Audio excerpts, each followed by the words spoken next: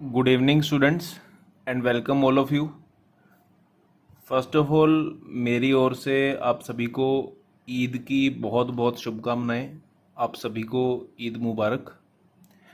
And जैसा कि आप सभी जानते हैं, हम लोगों ने अभी तक +2 फिज़िक्स के chapter 2 electrostatics potential and capacitance के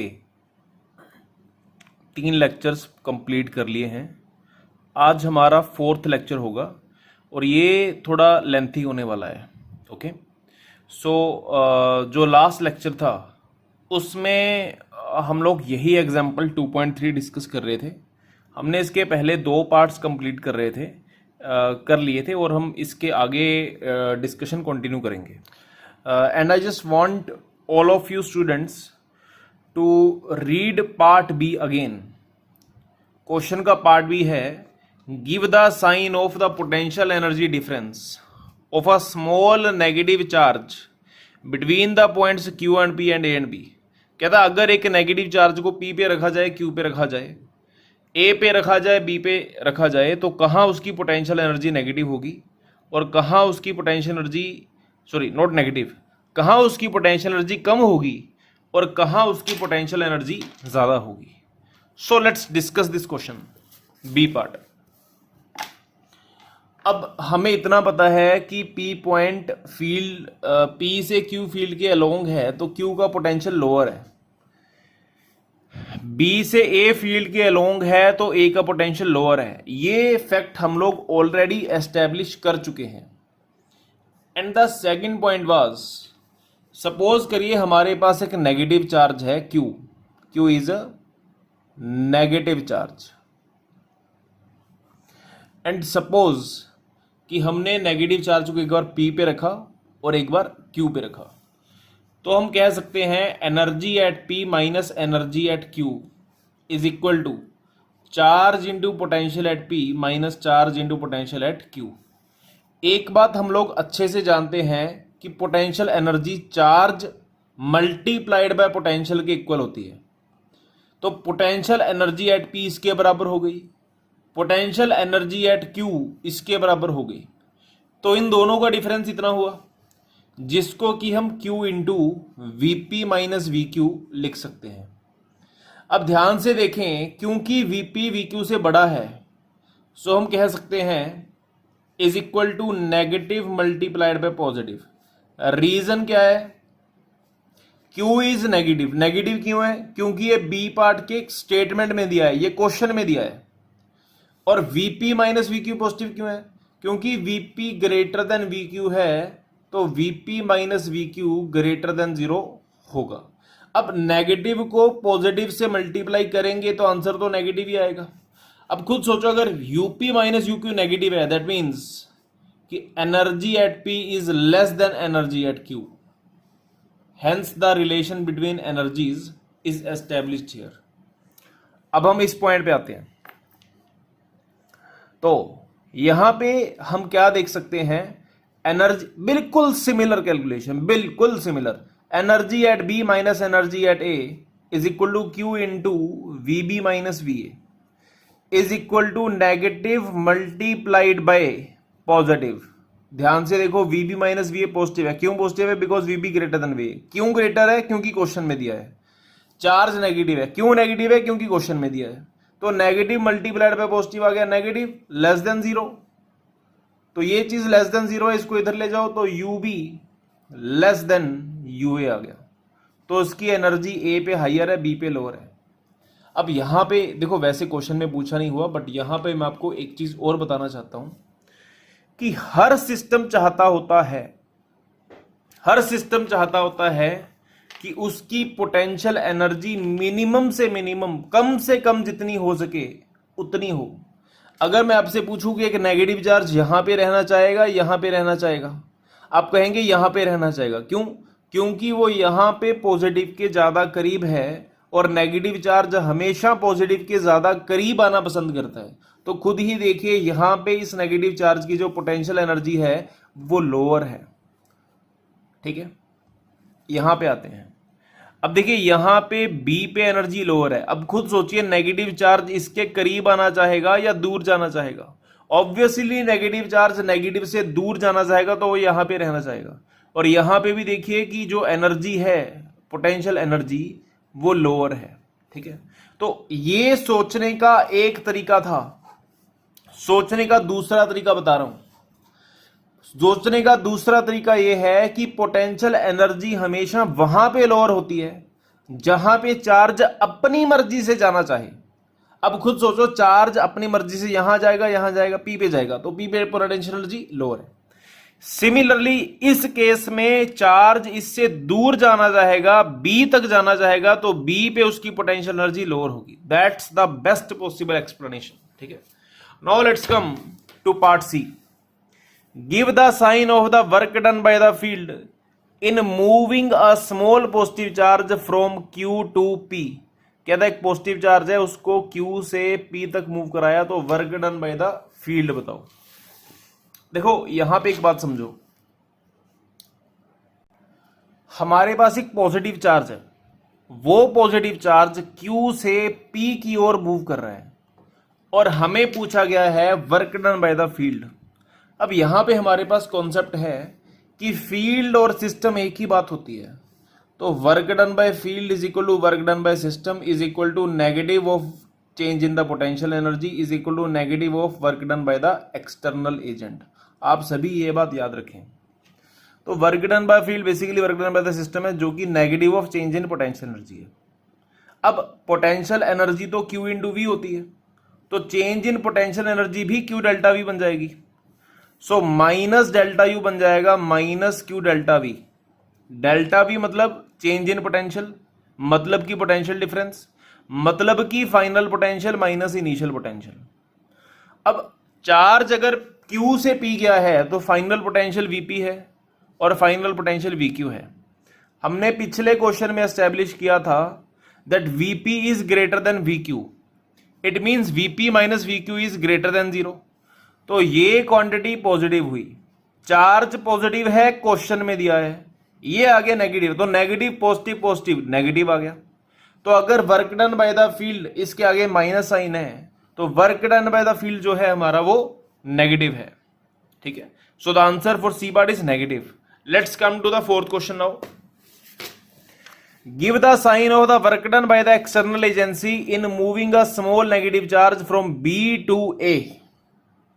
तो इस केस में हमारे पास सिचुएशन ये है कि एक हमारे पास नेगेटिव चार्ज है जो B से A की ओर मूव किया है। हमें इस केस में एक्सटर्नल एजेंट द्वारा दिए गए वर्क की साइन बताना है। We know that potential of B is greater than the potential of A। इससे हम एस्टेब्लिश कर सकते हैं कि VB माइनस VA जो है वो ग्रेटर देन 0 है, और अगर हमें VA माइनस VB पूछा जाए तो वो लेस देन 0 है। तो हम कह सकते हैं work done by the external agent is equal to change in potential energy is equal to charge multiplied by V final minus V initial is equal to charge multiplied by VA minus VB, क्योंकि finally तो charge A तक पहुंचा है। अब देखो VA minus VB less than 0 है, we have already proved this. Charge negative है, negative multiplied by negative हो गया पॉजिटिव, तो हम कह सकते हैं कि work done by the external agent is equal to positive. ठीक है, अब जो ई पार्ट है वो बहुत ही कॉमन सेंस वाला क्वेश्चन है। कहता है does the kinetic energy of the small negative charge increase और decrease in going from B to A। कहता अगर हमारे पास एक नेगेटिव चार्ज जो है वो यहां से यहां तक जा रहा है, यहां जा रहा है, तो उसकी काइनेटिक एनर्जी डिक्रीज करेगी इंक्रीज करेगी। आप खुद सोचो, ये चार्ज यहां से इसके टुवर्ड्स इसकी ओर जाने की कोशिश कर रहा है, तो दोनों को आपस में रिपल्शन मिलेगी। सपोज करिए अगर इसकी वेलोसिटी इस साइड में 10 मीटर पर सेकंड की है, तो रिपल्शन की वजह से तो इसकी वेलोसिटी कम होगी ना, 10 से 9, 9 से 8, 8 से 7, 6 एंड सो, तो इसकी वेलोसिटी कम होगी। एंड अगर वेलोसिटी ही कम होगी तो काइनेटिक एनर्जी तो हाफ mv² होती है, अगर वेलोसिटी कम होगी तो काइनेटिक एनर्जी भी तो कम होगी। So the answer is for E part that the kinetic energy of the charge must decrease as it is undergoing repulsion. And hence हमारे पास इस क्वेश्चन के सभी पार्ट्स के आंसर एंड सॉल्यूशंस आ गए हैं। सो अब हमारा नेक्स्ट टॉपिक है graphs of potential V and electrical field E versus the separation for a single charge Q. ध्यान से सुनिए, graph of potential and field for a single charge Q. ठीक है, अब अगर हम कॉमन सेंस से सोचें तो पोटेंशियल का formula for a single charge है डिस्टेंस आर के साथ के क्यू बाय आर, और फील्ड का फॉर्मूला है K Q by R square. Using common sense we can predict that जैसे जैसे आर बढ़ेगा तो डिनोमिनेटर बढ़ेगा, तो पूरी इक्वेशन कम होगी, तो पोटेंशियल कम होगा, तो ग्राफ नीचे की ओर जाना चाहिए। सिमिलरली यहां पे भी अगर आर बढ़ेगा तो यहां पे भी डिनोमिनेटर बढ़ेगा, तो फील्ड की वैल्यू भी कम होगी। तो ग्राफ तो फील्ड का भी नीचे की ओर जा रहा है, ग्राफ पोटेंशियल का भी नीचे की ओर जा रहा है, तो फर्क कहां पड़ता है? फर्क पड़ता है इस बात को लेकर कि अगर हम पोजीशन के साथ कंपेयर करें तो कौन सा कितना कम है कितना ज्यादा है। वी कैन से कि when R is less than 1 it is this region, and when R is greater than 1 it is this region. हम इस ग्राफ को दो रीजन में तोड़ लेते हैं, R less than 1 and R greater than 1। ठीक है, रीजन मीनिंग जब आर 1 के इक्वल है, exact R is equal to 1 पे, इलेक्ट्रिकल फील्ड की value K Q upon 1 square K Q बन जाएगी, और पोटेंशियल की वैल्यू भी के क्यू अपॉन 1 के क्यू बन जाएगी। मतलब आर इज इक्वल टू 1 पे फील्ड और पोटेंशियल का मैथमेटिकल मैग्नीट्यूड इक्वल होगा अगर हम आर को एसआई यूनिट्स में लेते हैं। मुझे पता है कि without having the same units हम दोनों का मैग्नीट्यूड इक्वल नहीं कर सकते, मैग्नीट्यूड इक्वल करने की सेंस नहीं बनती, but mathematical value SI unit में सेम बन जाएगी, एसआई यूनिट हटा के सेम बन जाएगी। ठीक है, अब हम देखेंगे इस केस में और इस केस में वैल्यूज कैसे चेंज होती हैं। हम ना इसके 3 केस बना लेते हैं।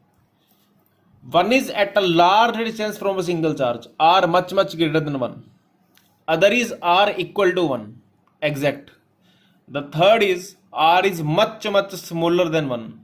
This position refers to the position very near the charge q. This is far away from charge q, far away from charge q, and this is about 1 unit away from charge q. आप सबसे पहले इनको समझो, potential upon electrical field is equal to K Q by R upon K Q by R square. अब जब इनको divide करते हैं के क्यू कैंसिल हो जाता है, आर स्क्वायर ऊपर चला जाएगा, आर नीचे चला जाएगा, तो आर स्क्वायर बाय आर, अब एक आर कटा के कर करा के आर बन जाएगा। सो हमारे पास इन शॉर्ट रिलेशन आ गया है कि v by E is equal to R. ये आप खुद डिराइव कर सकते हो, दिस इज वेरी इजी। ठीक है, तो क्योंकि v by R is equal to R आ गया, तो इस केस में जब r बहुत छोटा है तो v बाय ई भी बहुत छोटा है, क्योंकि ये तो r की बराबर है। तो e को इधर ले जाओ, तो potential mathematical value of potential is very very less than field at r less than 1।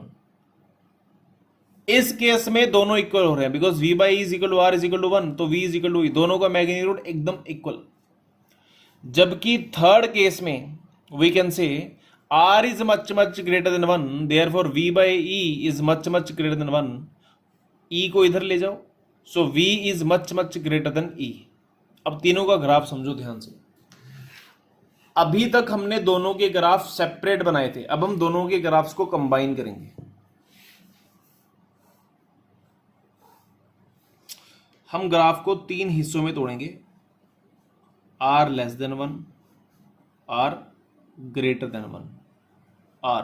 ठीक है, देखो सबसे पहली बात, r इज इक्वल टू 1 पे दोनों की ही वैल्यू, दोनों का ही मैथमेटिकल वैल्यू के क्यू के बराबर है। ठीक है, सपोज करिए हमारे पास किसी एक क्वांटिटी का ग्राफ है, सपोज करिए हमारे पास पोटेंशियल का ग्राफ है कुछ ऐसा।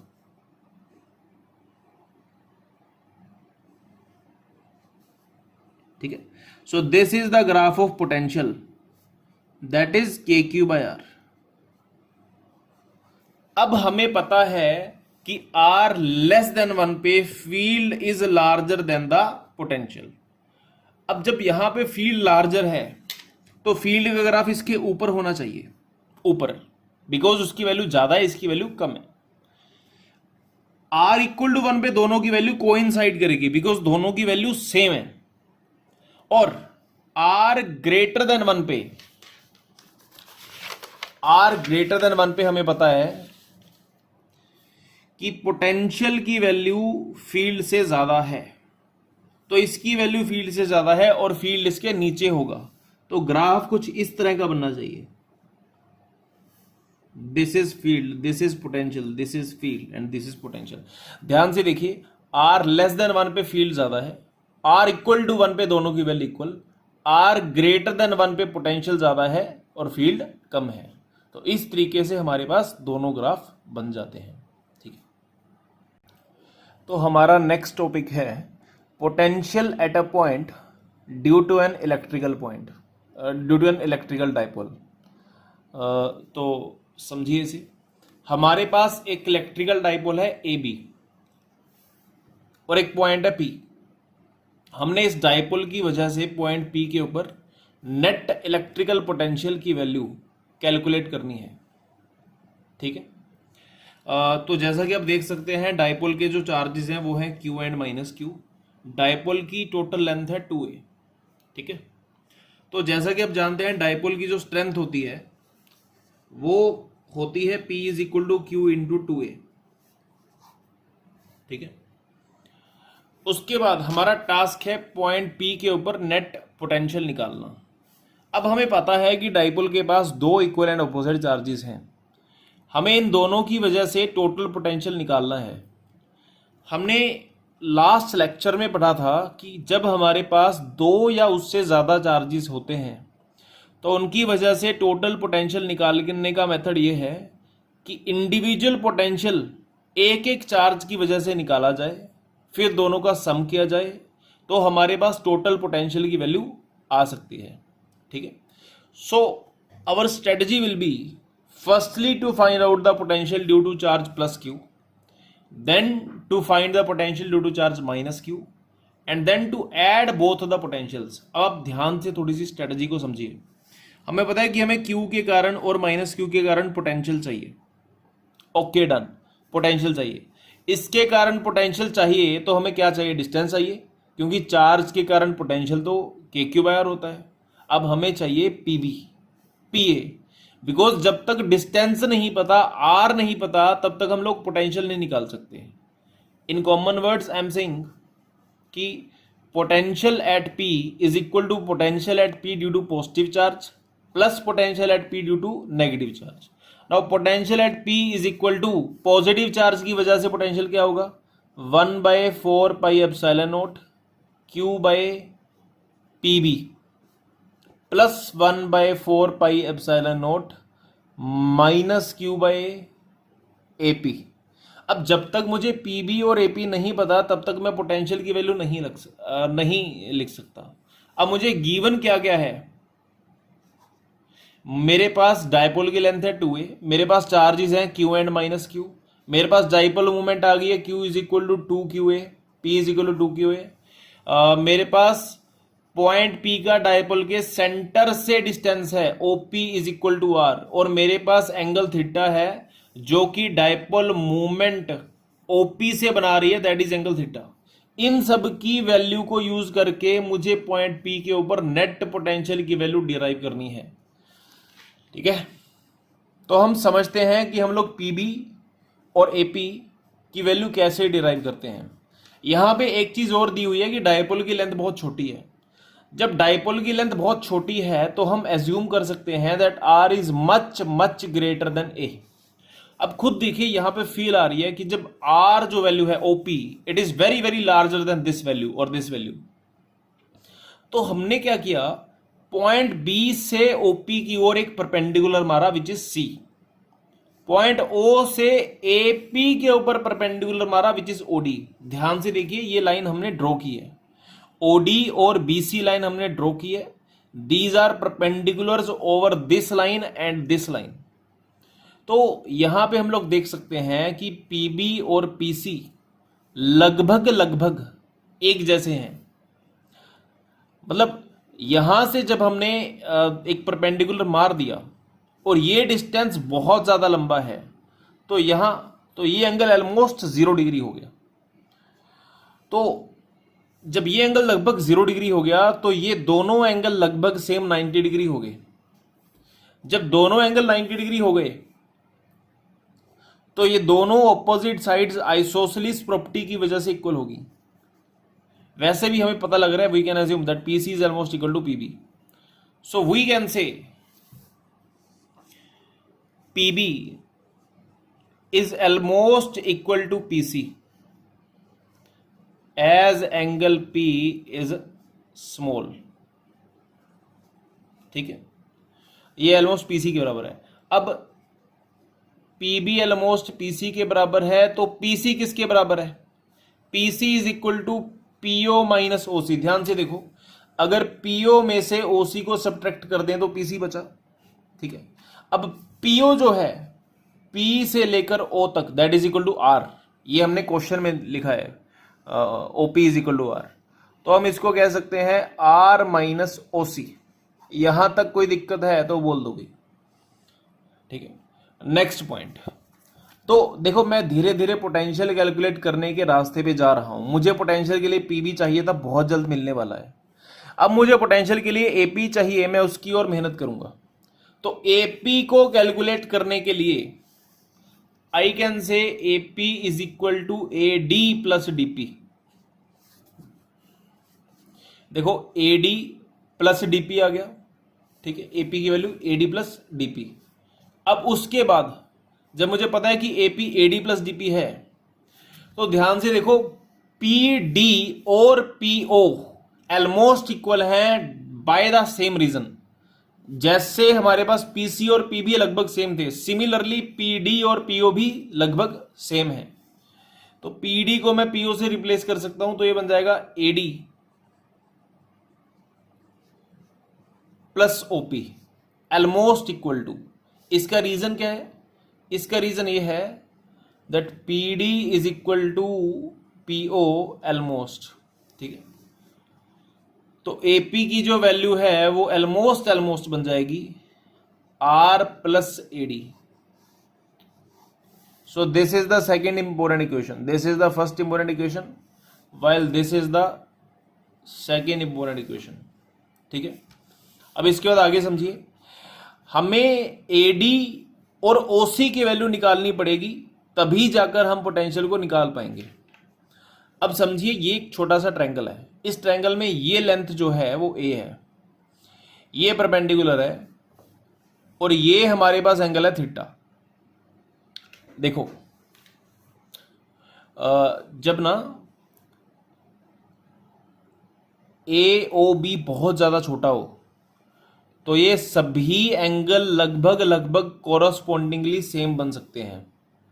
आई mean, as AO is very small, so using exterior angle property we can say that this angle is equal to this angle plus this angle.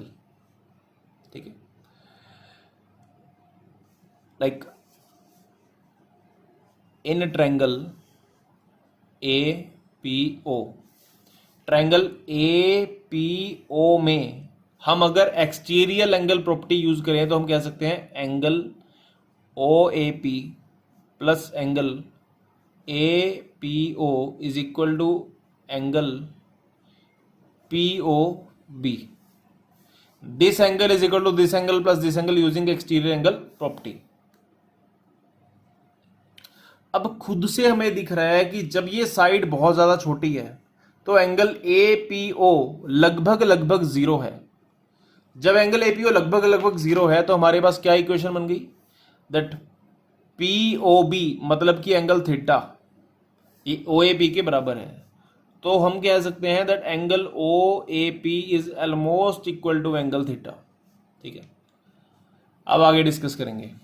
हमारे पास दो ट्रायंगल हैं, ठीक है, जिनमें की हमें दो साइड्स निकालनी है, AD और OC।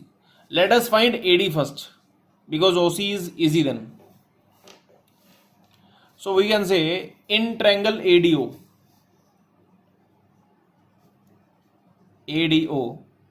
अब देखो इस ट्रायंगल में थीटा के लिए ये कोस थीटा, ये बेस बन गया, ये हाइपोटेन्यूज बन गया और ये परपेंडिकुलर बन गया। तो हम कह सकते हैं cos theta is equal to base upon hypotenuse is equal to AD upon AO, is equal to AD upon AO की वैल्यू क्या आई ए।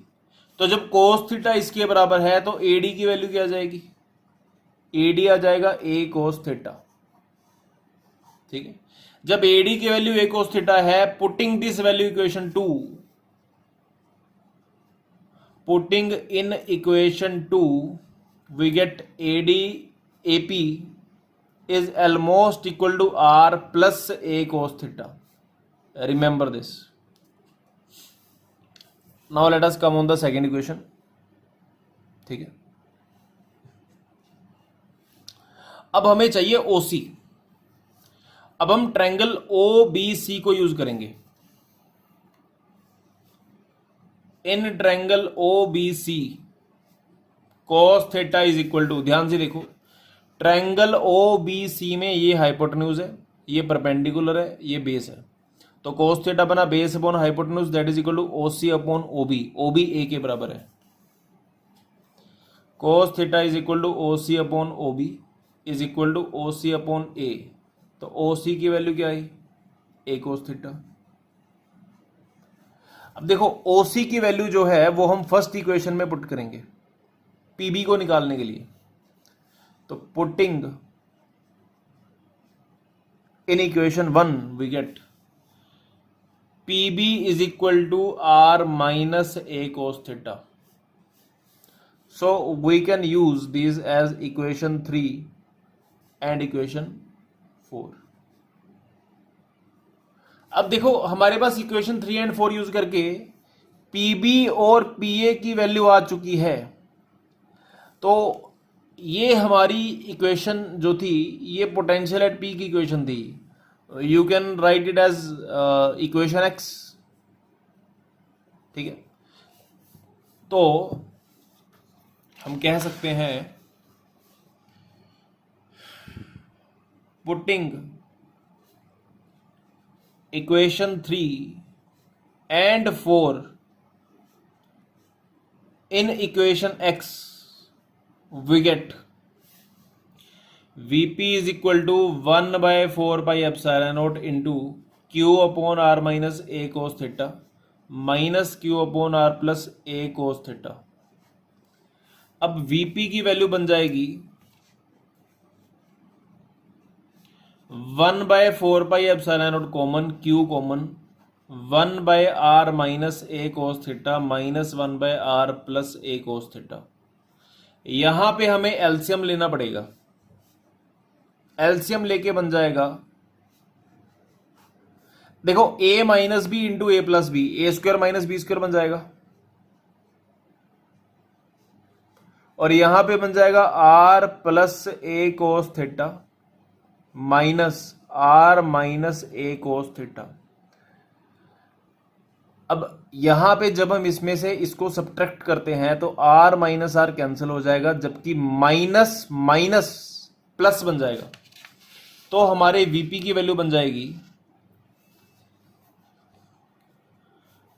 Q by 4 pi epsilon naught into 2a cos theta upon r square minus a square cos square theta is equal to Q into 2a into cos theta upon 4 pi epsilon naught R square minus A square cos square theta. अब ध्यान से देखें Q into 2a तो P होगा, तो potential at P की value आई dipole movement का magnitude into cos theta upon 4 pi epsilon note.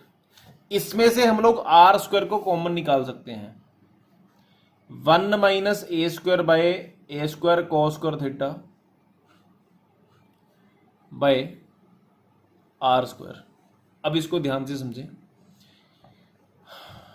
As we know cos theta is less than 1, therefore a cos theta is less than a, and as a is much much less than r।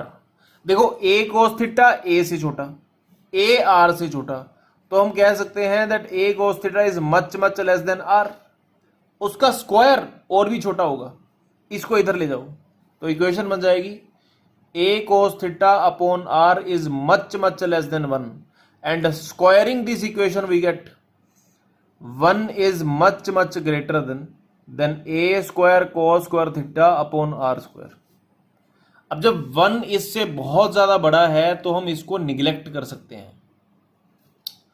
So let's continue this way.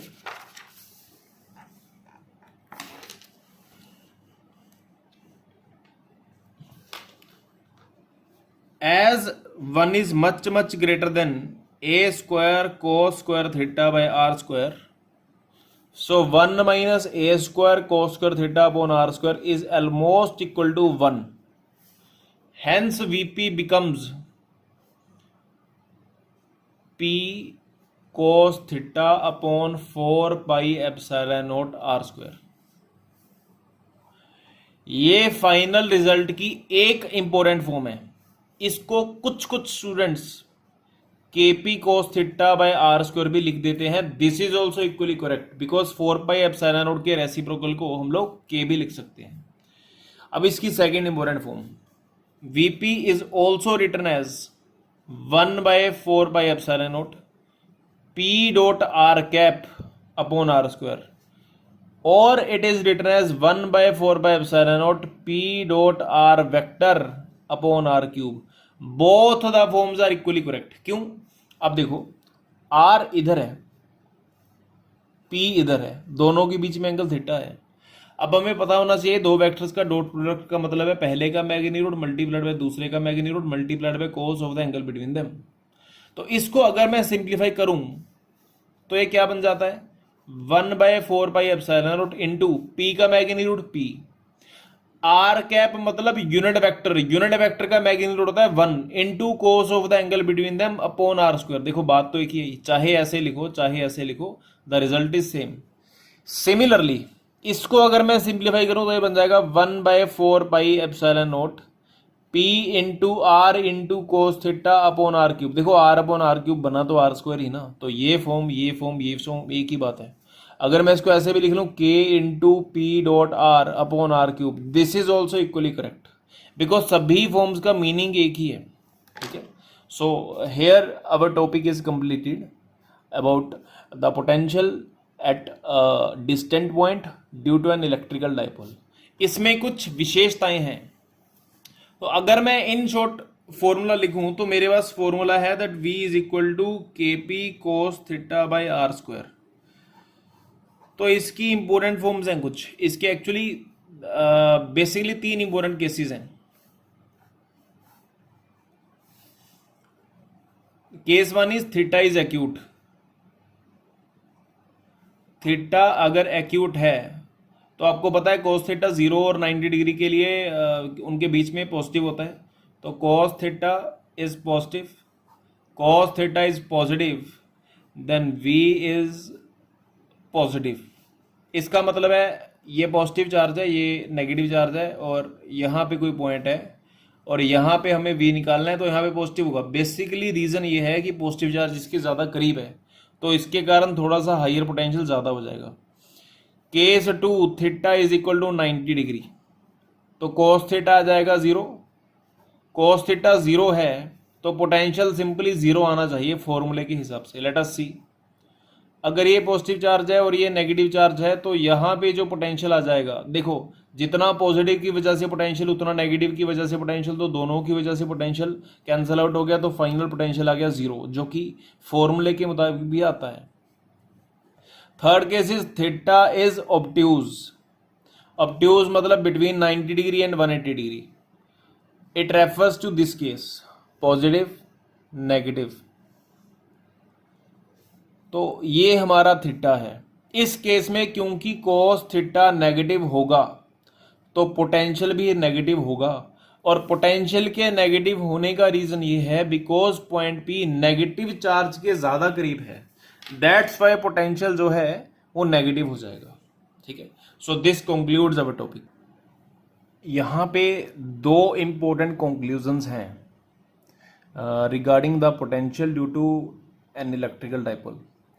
पहला point ये है कि electrical dipole के कारण जो potential है उसकी axial symmetry बनती है, ऐसा देखा जाता है।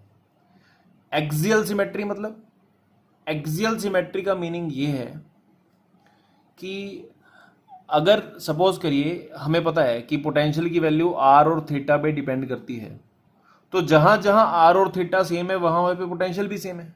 तो अगर मैं यहां से आर डिस्टेंस पे और थीटा एंगल पे एक लाइन लूं और उसको हर जगह ऐसे घुमा दूं, मतलब सपोज करो ये डाइपोल है और इस डाइपोल के अराउंड मैं एक पेन लेकर ऐसे घुमा दूं हर जगह, लाइक दिस,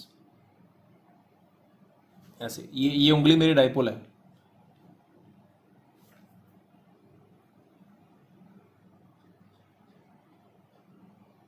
ऐसे, ठीक है।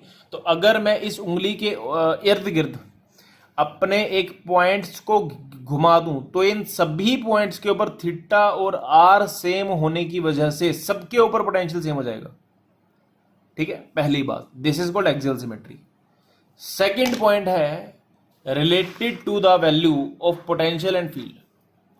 देखो हमें पता है चार्ज के कारण पोटेंशियल की वैल्यू है के क्यू बाय आर, तो वो प्रोपोर्शनल टू 1/r होता है। चार्ज, सिंगल चार्ज की वजह से फील्ड की वैल्यू है K Q by R square R cap, तो वो 1/r² के प्रोपोर्शनल होता है। पोटेंशियल ड्यू टू डायपोल की वैल्यू है K P cos theta by R square, तो वो 1/r² के प्रोपोर्शनल है। फील्ड ड्यू टू डायपोल की वैल्यू है K P by R cube into 2 for axial position and K P by R cube into -1 for equatorial position, तो वो 1/r³ के proportional होता है। तो ये कुछ कंक्लूजन्स आपको याद रखने हैं। तो हमारा नेक्स्ट टॉपिक है equipotential surfaces.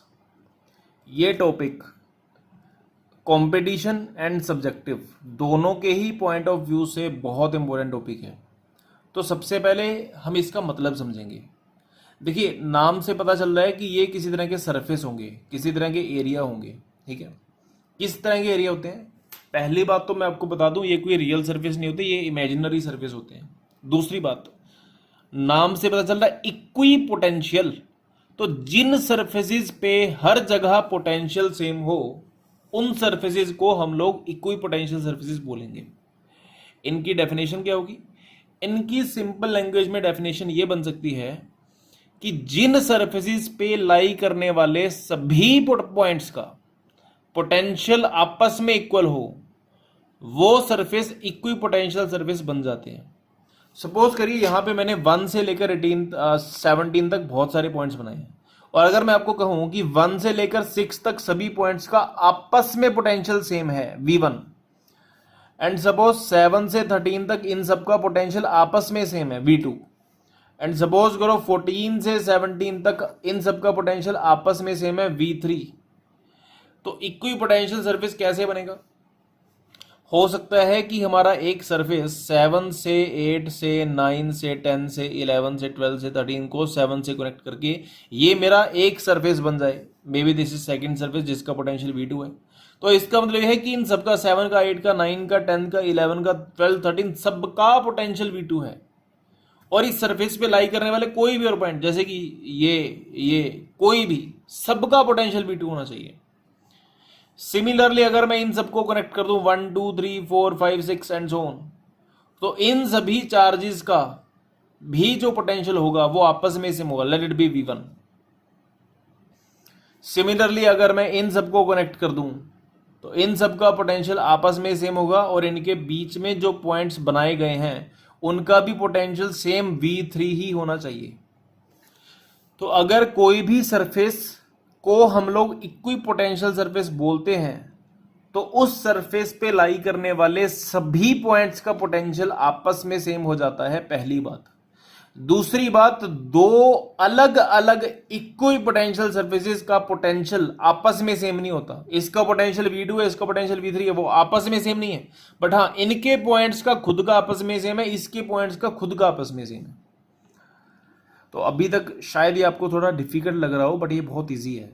Potential surface, equi potential surface बनाने भी बहुत ईजी है। हम डिस्कस करते हैं कैसे। मैं इसकी एक छोटी सी एग्जांपल लेता हूं, इजी एग्जांपल है। Equipotential surface due to a point charge. ठीक है, सपोज करिए हमारे पास एक पॉइंट चार्ज है Q और हमने Q की वजह से किसी रीजन में, किसी स्पेस में, किसी जगह पे इक्विपोटेंशियल सरफेस बनाना है। अब सपोज करो यहां पे r डिस्टेंस पे एक पॉइंट लिया तो यहां पे पोटेंशियल कितना होगा, राइट, KQ/R होगा। और अगर मैं यहां से r दूरी पे कोई पॉइंट लूं तो यहां पे भी पोटेंशियल कितना होगा, KQ/R। यहां से r दूरी पे कोई पॉइंट नीचे लूं तो KQ/R। यहां से r दूरी पे कोई पॉइंट इधर लूं तो KQ/R। तो यहाँ पे 1 2 3 4 मैंने 4 पॉइंट बनाए, सभी पे पोटेंशियल KQ/R है।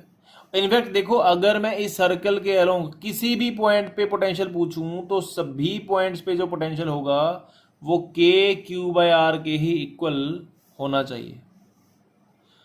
तो अगर मैं आपसे पूछूं कि यहां पे एक इक्विपोटेंशियल सरफेस बना या ना बना, बिल्कुल बना, क्योंकि इस सरफेस पे लाई करने वाले सभी पॉइंट्स का पोटेंशियल जो है वो इस चार्ज की वजह से KQ/R है, सेम है। अब अगर आपसे मैं पूछूं कि ये सरफेस का शेप क्या है, बहुत सारे स्टूडेंट्स बोलेंगे कि इसका शेप सर्कल है। सर्कल नहीं है ये, बिल्कुल नहीं, ये सफियर है। सफियर क्यों? क्योंकि हमने अभी तक वो सारे पॉइंट्स 2 डायमेंशन में लिए हैं, कागज पे लिए हैं। वो पॉइंट भी तो सोचो जो कागज पे नहीं आ रहे। सपोज दिस पॉइंट मैं यहां से r दूरी पे ले लूं, ये वाला पॉइंट, ये मैं दिखा ही नहीं सकता कागज पे। ये वाला पॉइंट मैं ले लूं r दूरी पे, ये पॉइंट ले लूं r दूरी पे, तो यहां से एक r दूरी वाला पूरा एक सफियर बन जाता है। और इस सफियर पे ऐसे अगर मैं कुछ बनाऊं तो, और इस सफियर पे लाई करने वाले सभी पॉइंट्स का जो पोटेंशियल है वो KQ/R है। लाइक दिस, अगर मैं इसको शो करना चाहूं तो कुछ ऐसे शो कर सकता हूं।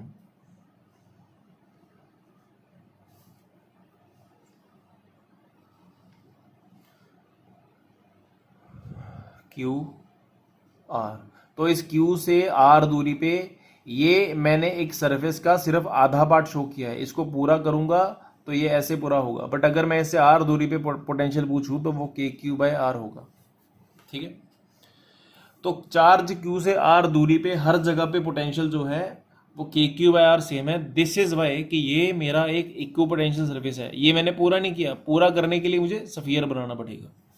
तो यहां पे एक बहुत इंटरेस्टिंग पॉइंट है कि जो इक्विपोटेंशियल सरफेस होता है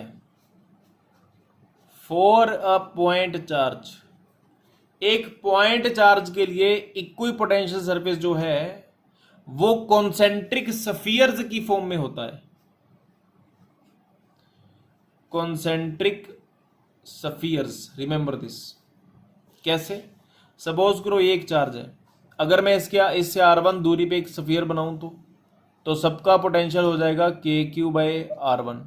अगर मैं R2 दूरी पे बनाऊं तो KQ/R2, है ना, ऐसे। अगर मैं R3 दूरी पे बना देता तो सभी का पोटेंशियल हो जाता KQ/R3। तो देखो मैंने यहाँ पे 3 सरफेस बना दिए, first surface, second surface, third surface. ठीक है, अब एक बात याद रखनी है, फर्स्ट सरफेस के सभी पॉइंट्स का पोटेंशियल आपस में सेम, इनका पोटेंशियल आपस में सेम, इनका पोटेंशियल आपस में सेम। लेकिन किन्हीं दो इक्विपोटेंशियल सरफेस का पोटेंशियल आपस में सेम नहीं है ना, आपस में डिफरेंट है, बट इन सब का आपस में सेम है। ठीक है, अब इसके बाद हम लोग डिस्कस करेंगे equipotential surface due to a negative charge. तो समझें, यहाँ पे हमारे पास एक नेगेटिव चार्ज है और ये एरोज रिप्रेजेंट कर रहे हैं उसकी इलेक्ट्रिकल फील्ड लाइंस। ठीक है, ये सारी इलेक्ट्रिकल फील्ड लाइंस इसकी ओर डायरेक्टेड हैं। यू नो द रीजन, ये उनकी प्रॉपर्टी होती है। ठीक है, तो यहाँ पे मैंने R1 रेडियस, R2 रेडियस और R3 रेडियस के 3 इक्विपोटेंशियल सरफेस बनाए हैं। ये तीनों इक्विपोटेंशियल सरफेस अगेन कॉन्सेंट्रिक है, बिकॉज अगर सपोज करो ये चार्ज है -Q तो R1 रेडियस पे पोटेंशियल होगा -KQ/R1 everywhere same, R2 radius पे -KQ/R2 everywhere same, R3 radius पे भी हर जगह सेम होगा।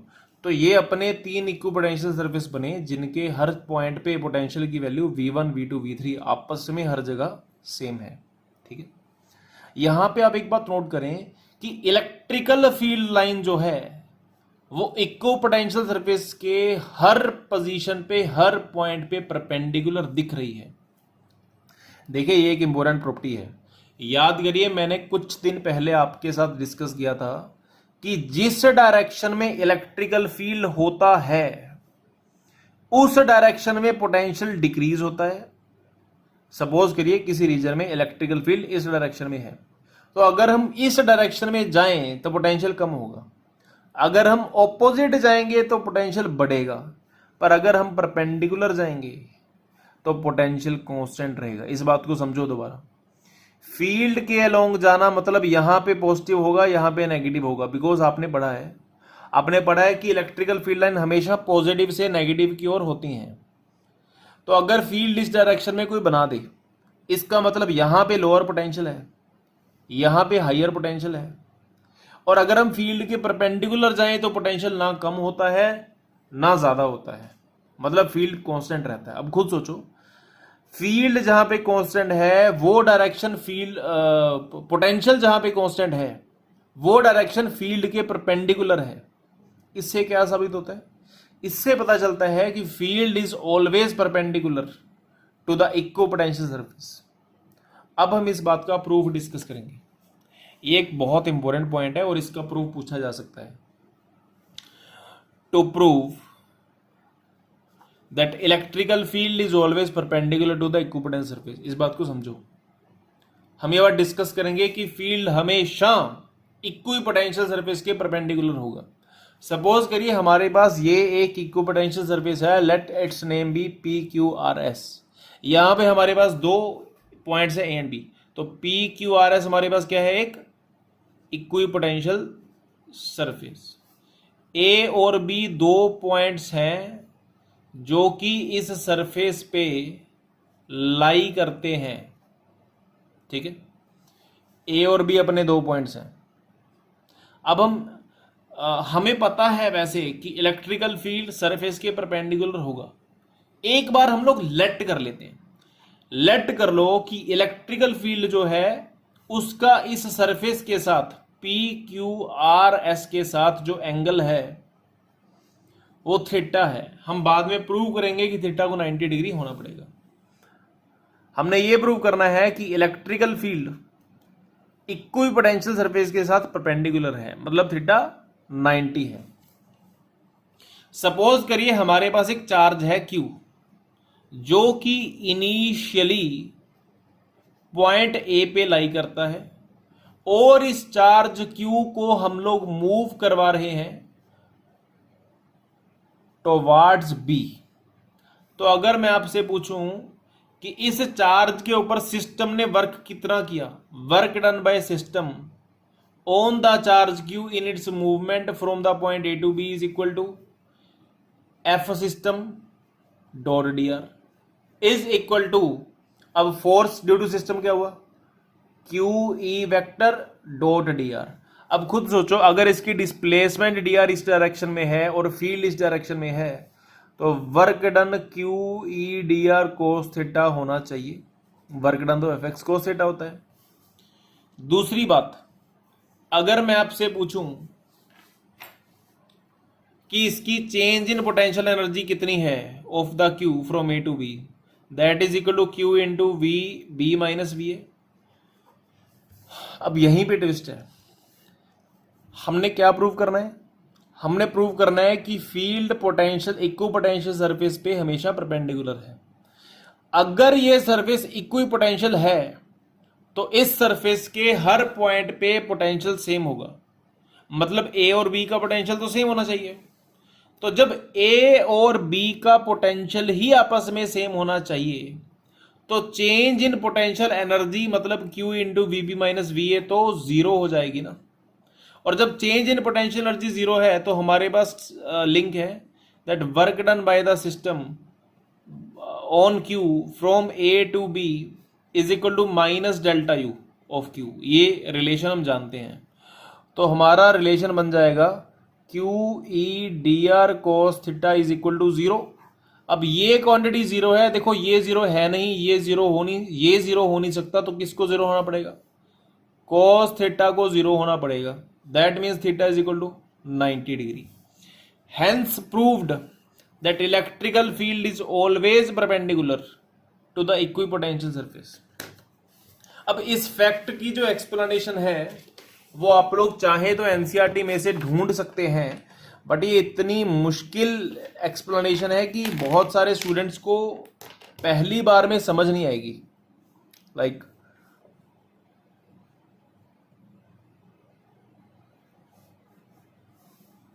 यहां कहीं इसकी एक्सप्लेनेशन दी हुई है. If the field were not normal to the equivalent surface it would have non-zero component along the surface. To move a unit test charge against the direction of the component of the field, work would have to be done. But this is in contradiction to the definition of the surface. ये आप read कर सकते हैं. अगर आप अब read करेंगे तो आपको समझ में आ जाएगी, बट अदरवाइज समझ में आनी ये मुश्किल थी. ठीक है, तो ये फैक्ट प्रूव करना हमारे लिए बहुत ज़्यादा इंपॉर्टेंट था कि इलेक्ट्रिकल फील्ड हमेशा इक्विपोटेंशियल सरफेस के परपेंडिकुलर होगा. अब इस फैक्ट को यूज करके हम लोग बहुत सारे इक्विपोटेंशियल सरफेस बनाने वाले हैं. तो अभी तक हमने क्या क्या जाना है, let me conclude it. First of all, पहली बात हमने जानी इक्विपोटेंशियल सरफेस वो सरफेस होते हैं जिनमें लाई करने वाले सभी पॉइंट्स का पोटेंशियल सेम होता है. दूसरी बात हमने जानी कि एक सिंगल पॉइंट चार्ज की वजह से equipotential surface spherical concentric spheres की तरह होते हैं. अब हम देखेंगे कि कुछ डिफरेंट चार्ज डिस्ट्रीब्यूशंस की वजह से इक्विपोटेंशियल सरफेस किस टाइप के बनते हैं. So let's see. Number 1,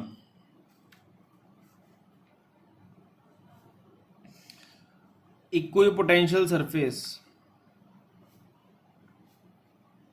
due to 2 positive charges. Suppose करें हमारे पास 2 पॉजिटिव चार्जेस हैं, तो इनकी वजह से इक्विपोटेंशियल सरफेस कैसा बनेगा.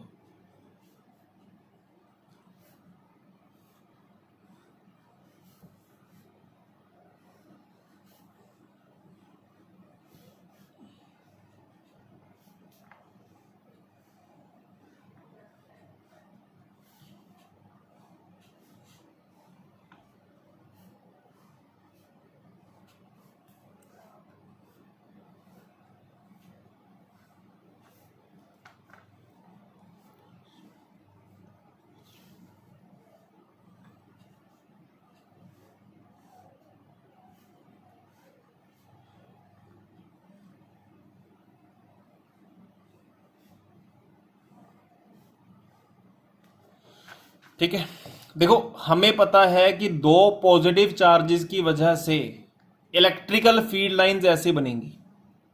पहली बात, ये हमने फर्स्ट चैप्टर में पढ़ा था. दूसरा, हमें पता है कि इक्विपोटेंशियल सरफेस फील्ड लाइंस के हमेशा परपेंडिकुलर होगा. तो अगर मैं आपसे पूछूं कि इस फील्ड लाइन के परपेंडिकुलर यहां पे क्या है, ये है. यहां पे हम ना हर जगह पे परपेंडिकुलर मार लेते हैं, बाद में इनको ज्वाइन करके हमारे पास इक्विपोटेंशियल सरफेस बन सकते हैं, लाइक दिस. ठीक है, देखो मैंने कुछ नहीं किया. मैंने क्या किया बेसिकली कि हर फील्ड लाइन के ऊपर परपेंडिकुलर मारा.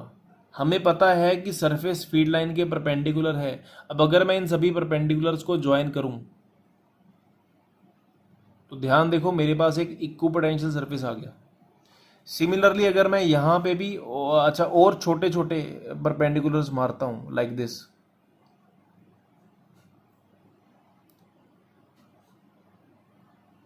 तो मेरे पास एक और इक्विपोटेंशियल सरफेस आया लाइक दिस. ठीक है, तो ऐसे मैं बहुत सारे इक्विपोटेंशियल सरफेस बना सकता हूं.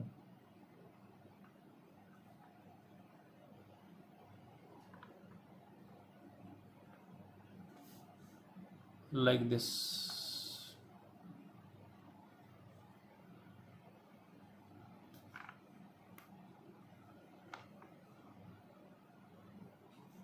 ठीक है, तो इस तरीके से हमारे पास 2 पॉजिटिव चार्जेस की वजह से इक्विपोटेंशियल सरफेस ऑब्टेन हुए. अगर मैं इनको शॉर्ट में ड्रॉ करना चाहूं तो ये कुछ ऐसे हो सकते हैं लाइक. अब ये बात आप ध्यान रखना, ये कंप्लीटली स्फेरिकल नहीं है. These are oval shaped, they are not spherical. They are oval shaped. ठीक है, सिमिलरली अगर कोई हमसे पूछे कि एक पॉजिटिव और एक नेगेटिव चार्ज की वजह से इक्को पोटेंशियल सरफेस कैसे बनेंगे, तो ये एनसीईआरटी में ऑलरेडी दिए हुए हैं, मैं इन पे टाइम वेस्ट नहीं करना चाहता। आप लोग देख सकते हैं कि अगर मैं एक पॉजिटिव और एक नेगेटिव चार्ज लेता तो इनकी फील्ड लाइंस कैसे बनती, फील्ड लाइंस पॉजिटिव से नेगेटिव की ओर बनती ऐसे ऐसे। So let us discuss a bit, हम कर ही लेते हैं नेगेटिव और पॉजिटिव।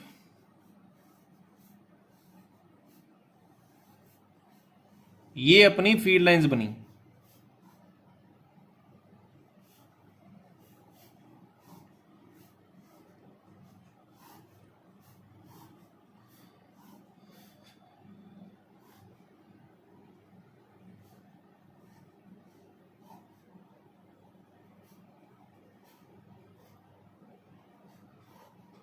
ठीक है। तो जब ये हमारी फील्ड लाइंस बनी तो हमारा इक्विपोटेंशियल सरफेस कैसा बनेगा, सबके perpendicular.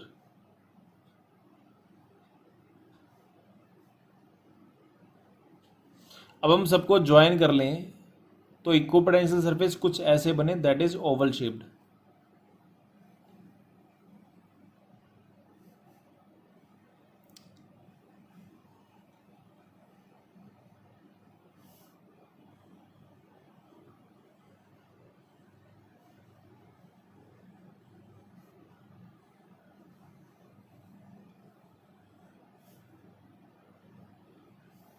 So these are all the equipotential surfaces. अब यहाँ पे मुझे बनानी तो सिमेट्री चाहिए थी, मतलब जैसे जैसे इसका शेप बढ़ रहा है तो वैसे वैसे इनका शेप भी बढ़ना चाहिए। Anyways you have got the feel and that's enough, okay. And the third and the last figure related to equipotential surface is the equipotential surfaces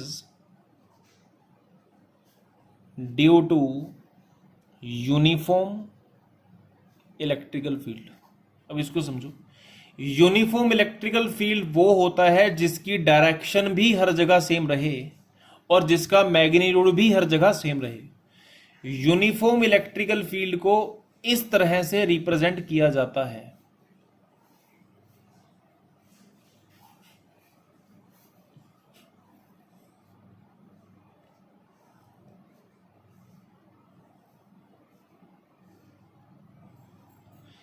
uniform electrical field को रिप्रेजेंटेशन करते वक्त एक बात का खास ध्यान रखा जाए कि कभी भी लाइंस को ऐसे नहीं बनाना,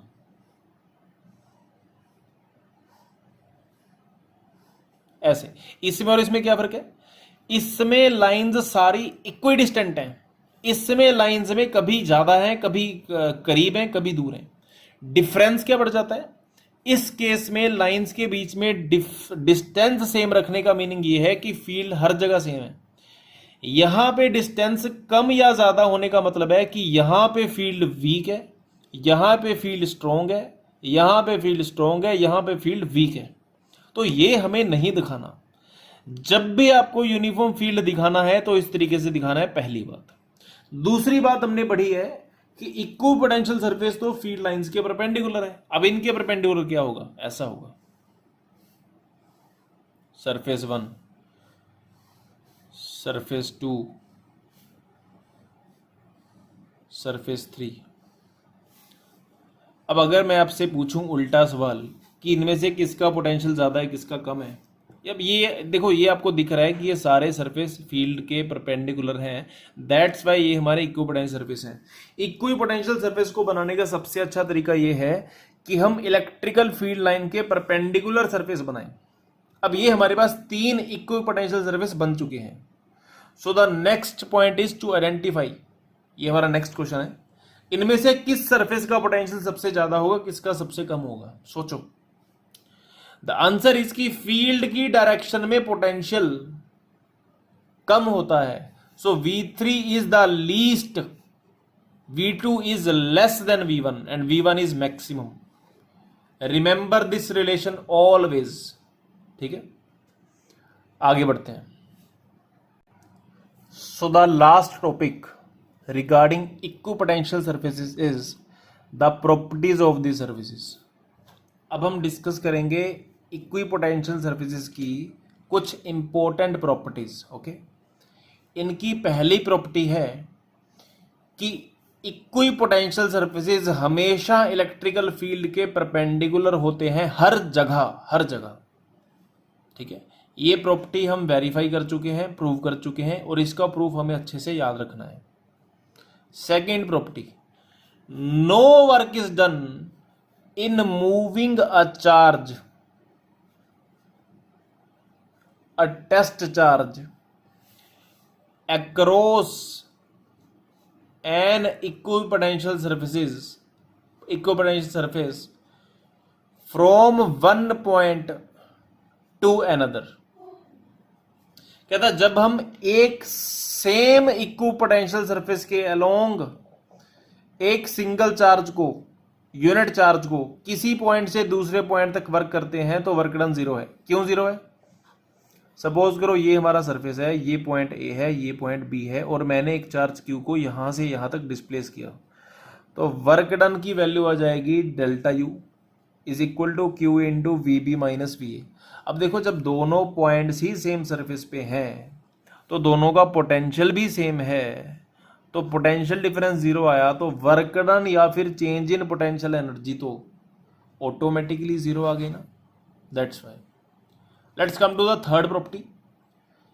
Two equipotential surfaces never intersect। क्यों नहीं करते? रीजन समझो। इसका रीजन है, सपोज करो दो सरफेसेस कुछ इस तरह से बन जाएं और इंटरसेक्ट कर लें। Let us assume for a moment, suppose करो ये एक सरफेस है और सपोज करो ये दूसरा सरफेस है, दोनों इंटरसेक्ट कर गए, तो पॉइंट ऑफ इंटरसेक्शन के ऊपर आप अगर ध्यान से सोचो तो यहां पे दो फील्ड लाइंस बन जाएंगी।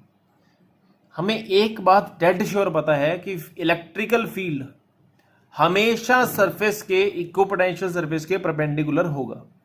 तो इस सरफेस के केस में इलेक्ट्रिकल फील्ड अपवर्ड जाना चाहिए या डाउनवर्ड जाना चाहिए, ऐसा होना चाहिए कुछ। और इस सरफेस के केस में इलेक्ट्रिकल फील्ड कुछ ऐसा होना चाहिए। तो अगर इसके केस में फील्ड कुछ ऐसा होगा और इसके केस में फील्ड कुछ ऐसा होगा, तो एक ही पॉइंट पे फील्ड की दो डायरेक्शंस बन जाएंगी, विच इज नॉट पॉसिबल। समझो दोबारा, जहां पर दो सरफेसेस इंटरसेक्ट करे वहां पे इलेक्ट्रिकल फील्ड की दो डायरेक्शंस आ गई, एक जगह पे फील्ड की डायरेक्शंस दो हों, वो ये पॉसिबल नहीं है। That's why two equipotential surfaces never intersect. Fourth property, point charge के केस में इक्विपोटेंशियल सरफेसेस कॉन्सेंट्रिक स्फीयर्स होते हैं। ठीक है, पेयर ऑफ चार्जेस के केस में इक्विपोटेंशियल सरफेसेस ओवल सरफेसेस का कॉम्बिनेशन होते हैं, लाइक दिस, जैसा कि हमने पहले देखा। और यूनिफॉर्म फील्ड के केस में इक्विपोटेंशियल सरफेसेस पैरेलल सरफेसेस की फॉर्म में होते हैं, लाइक पैरेलल स्क्वायर शीट्स की फॉर्म में होते हैं। लास्ट प्रॉपर्टी है, जहां जहां इलेक्ट्रिकल फील्ड की वैल्यू स्ट्रोंगर होती है, लार्जर होती है, वहां वहां इक्विपोटेंशियल सरफेसेस एक दूसरे के करीब होते हैं, क्लोजर होते हैं। और जहां जहां इलेक्ट्रिकल फील्ड का मैग्नीट्यूड वीक हो, वहां वहां इक्विपोटेंशियल सरफेसेस एक दूसरे से फार्दर हो जाते हैं, एक दूसरे से दूर चले जाते हैं। लाइक सपोज करो हमारे पास एक पॉजिटिव चार्ज है, तो इसके करीब सरफेसेस ऐसे बनाए जाते हैं। देखो, आपको पता है इसके करीब आर छोटा है, when R is less than field बहुत ज्यादा है, और जहां फील्ड बहुत ज्यादा है, मैंने आपको कहा है कि वहां पे इक्विपोटेंशियल सरफेसेस क्लोजर बनाए जाते हैं, करीब करीब बनाए जाते हैं। जहां पे जैसे हम फार्दर चले गए, ठीक है, तो अब हम बहुत दूर चले जाते हैं, तो फील्ड की वैल्यू प्रोपोर्शनल टू 1/r² होने की वजह से फील्ड बहुत कम हो जाता है। और जहां पे फील्ड बहुत कम हो जाता है तो इक्विपोटेंशियल सरफेसेस भी बहुत दूर दूर हो जाते हैं। ठीक है, so this was the point, हमें याद रखना है, जहां पे फील्ड स्ट्रॉन्गर है वहां पे इक्विपोटेंशियल सरफेसेस एक दूसरे के क्लोजर हैं, जहां पे इलेक्ट्रिकल फील्ड वीकर है वहां पे इक्विपोटेंशियल सरफेसेस एक दूसरे से बहुत दूर दूर हैं। इसका बेसिक रीजन जो आपको पता होना चाहिए वो ये है कि ये एक तरह की रिप्रेजेंटेशन है। इस रिप्रेजेंटेशन को यूज करके हम ये पता लगाते हैं कि कहां पे इलेक्ट्रिकल फील्ड वीकर होगा और कहां पे इलेक्ट्रिकल फील्ड स्ट्रोंगर होगा। कैसे? सपोज करो किसी चार्ज की वजह से इक्विपोटेंशियल सरफेसेस कुछ इस तरह से बने, तो इसको देख के ही जजमेंट लग जाएगी कि यहां पे इलेक्ट्रिकल फील्ड वीकर है और यहां पे इलेक्ट्रिकल फील्ड स्ट्रोंगर है। दैट्स वाई इक्विपोटेंशियल सरफेसेस को इस तरह से ड्रॉ किया जाता है। ठीक है।